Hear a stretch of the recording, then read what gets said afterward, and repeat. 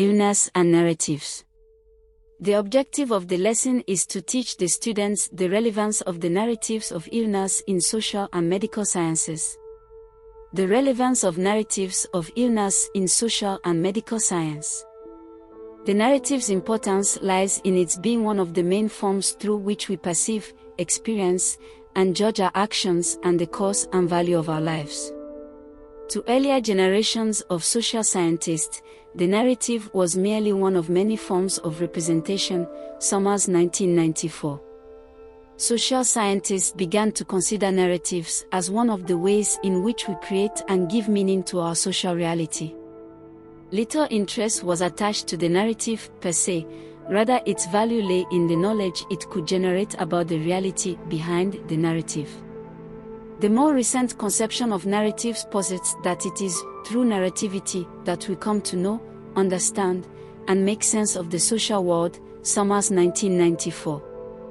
Narratives have been defined as the narrative as an entity that is distinguishable from surrounding discourse, which has the beginning, middle, and an end.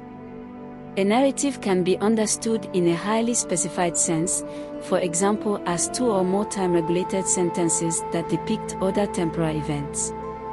Narratives have gained importance in the study of chronic illness as a means for understanding the attempts of patients to deal with their life situations and, above all, with the problems of identity that chronic illness brings with it.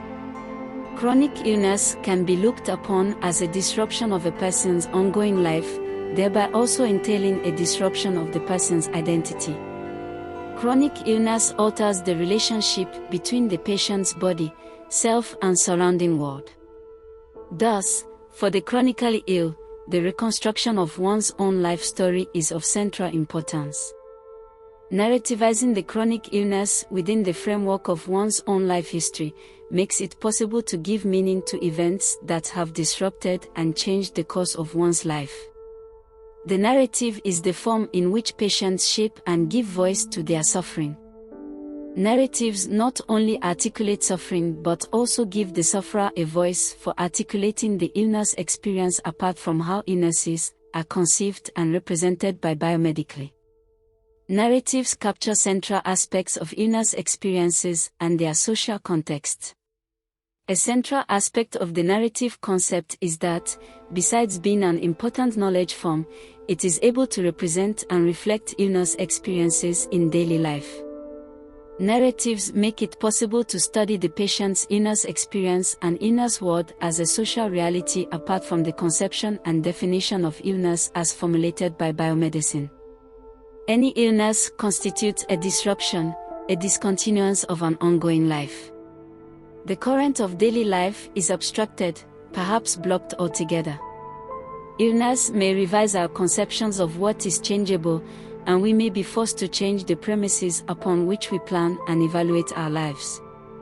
Narratives offer an opportunity to knit together the split ends of time, to construct a new context and to fit the illness disruption into a temporal framework.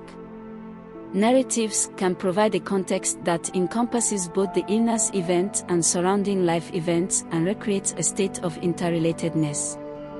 By weaving the threads of illness events into the fabric of our personal lives, physical symptoms are transformed into aspects of our lives, and diagnosis and prognosis attain meaning within the framework. Narrativizing illness enables other people to comment on the narrative and to offer new interpretations and suggestions.